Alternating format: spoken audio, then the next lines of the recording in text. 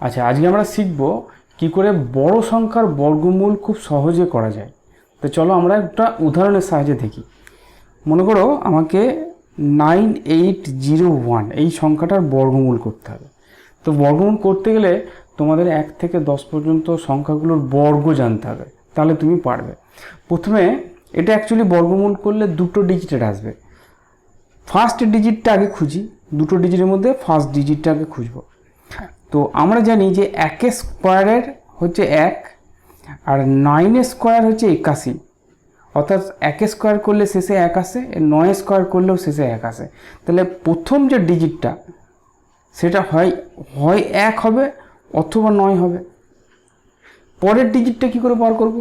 দেখো 90 স্কোয়ার সমান হচ্ছে 8100 আর 100 স্কোয়ার এইটা হচ্ছে 10,000।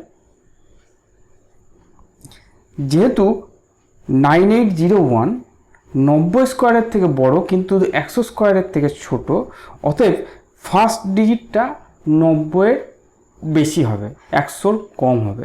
তাহলে এই সেকেন্ড ডিজিটটা যেটা হচ্ছে সেটা এখানে 9 বসাবো। তাহলে সংখ্যাটা আমাদের কি হলো, হয় 91 বা 99।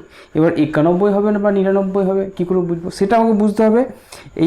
আর যে সংখ্যাটা দিয়েছি এই সংখ্যাটা দেখে, সংখ্যাটা যেহেতু 9801 যেটা 10,000-এর কাছাকাছি, 8100-এর থেকে অনেক বড়, তাই সংখ্যাটা হবে 99। তাহলে √9801 হচ্ছে 99। আরেকটা উদাহরণ দিয়ে বোঝায়। মনে করে দিয়েছে 5184-এর √, করো। তো দুটো ডিজিটে উত্তর বেরোবে। আমরা জানি 2 স্কোয়ার হয় 4 আর 8 স্কোয়ার হচ্ছে 64, দুটোরই শেষে 4 আছে। অতএব এই ফার্স্ট ডিজিটটা হয় 2 হবে, নয় 8 হবে। ঠিক আছে, এখন 70 স্কোয়ার হচ্ছে 4900 আর 80 স্কোয়ার হচ্ছে 6400। তাহলে বুঝতেই পারছো এই সংখ্যাটা 70 স্কোয়ারের থেকে বড়, অতএব এই সংখ্যাটা হবে 7। তাহলে আমাদের উত্তর হবে হয় 72 নতুবা 78।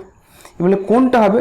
দেখো 5184টা 4900 থেকে জাস্ট একটু বড়, কিন্তু 64 কিন্তু অনেক বড়।